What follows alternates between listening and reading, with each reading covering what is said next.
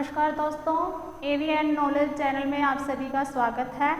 आइए आज हम पढ़ते हैं गुण संधि के बारे में। पिछली संधि में हमने स्वर संधि के अंतर्गत दीर्घ संधि पढ़ी थी। आज हम पढ़ेंगे अगला भेद गुण संधि। गुण संधि की परिभाषा कहती है कि यदि ए या आ के बाद ई उ या री आए तो इन दोनों के स्थान पर क्रमशः ए, ओ और अर आदेश हो जाता है।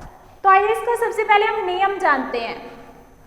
पूर्व पद में ए या आ और उत्तर पद में ई या ई हो तो दोनों को मिलाकर के, यानी ए या आ के बाद अगर ई आती है तो इन दोनों को मिलाकर के ए आदेश होगा। आ या बड़ी आती है तो भी ए ही आदेश होगा। ऐसे ही ए या आ के बाद यदि उ या उ आता है तो दोनों मिलकर के ओ आदेश करेंगे। ऐसे ही ए या आ के बाद यदि री की मात्रा आती है तो अर आदेश हो जाएगा। अगर हम एक सिंपल तरीके से समझना चाहें तो जहां पर ए की एक मात्रा और ओ की एक मात्रा के हमको शब्द दिखाई दे तो हम यह कह सकते हैं कि इन शब्दों में गुण संधि है। तो आइए सबसे पहले हम इन नियमों के कुछ उदाहरण देखते हैं। तो गुण संधि को आइए हम कुछ उदाहरणों के माध्यम से समझते हैं।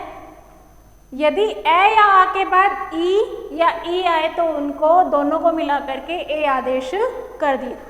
जैसे गण प्लस ईश। गण में जो अंतिम स्वर है वो हमारा ए है और ईश के अंतर्गत जो प्रथम स्वर है वो हमारा दीर्घ ई है। तो ए प्लस ई मिलकर के दोनों के स्थान पर ए आदेश हो जाएगा। अब इधर देखिए, जब गण में से हमने अ को निकाला तो ण हलंत हो गया। इधर से ई हटाया तो हमारा केवल श ही बचता है। ए और ई दोनों के स्थान पर ए आदेश हुआ तो अण आधा होने के कारण जब हमने इसके अंतर्गत ए की मात्रा मिलाई तो अण पूरा और इसके अंतर्गत हमने अब श को मिला दिया तो रूप बना हमारा गणेश। ऐसे ही अगला उदाहरण है सुर प्लस इंद्र। सुर में जो हमारा अंतिम स्वर है वो अ है और इधर ऋस्व ई, तो ए प्लस ऋस्व ई मिलकर के ए आदेश करेंगे। तो सुर में र हलंत, क्योंकि ए निकल गया और इधर से ई निकल गई तो ए और ई दोनों मिलकर के ए बने। र हलंत होने के कारण जब हम इसमें ए की मात्रा को मिलाएंगे तो ये रे बनेगा और लास्ट में नोद्र सुरेंद्र रूप बनकर के हमारे सामने आए। तो ए की मात्रा अगर हमें आसानी से इसकी पहचान करनी है तो अगर ए की मात्रा और ओ की मात्रा आती है तो वहां गुण संधि होती है। अगला उदाहरण देखिए। अगला उदाहरण हम संधि विच्छेद के माध्यम से समझते हैं। महा प्लस ईश।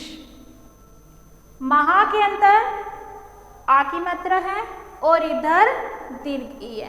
तो हमने अपनी परिभाषा में पढ़ा कि ए या आ के बाद यदि ऋस्व या दीर्घ स्वर में कोई सा भी स्वर आता है तो इनके स्थान पर क्रमशः, यानी जो मैंने क्रम लिखा है उसके हिसाब से ए आदेश हो जाएगा।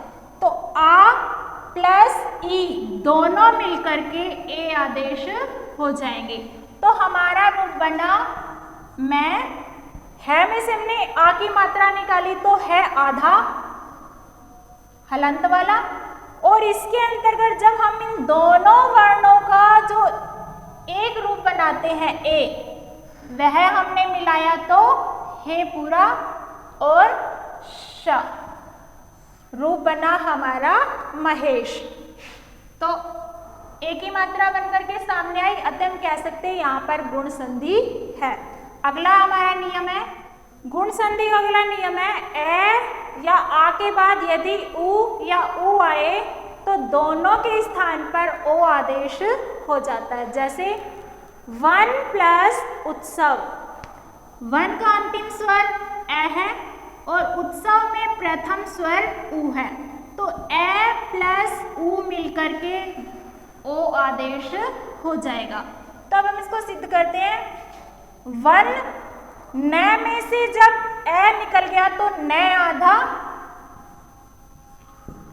अब पूर्व और अंतिम वर्णों के स्थान पर जो आदेश हुआ है वो इस न में हमने सम्मिलित कर दिया और लास्ट का वनोत्सव।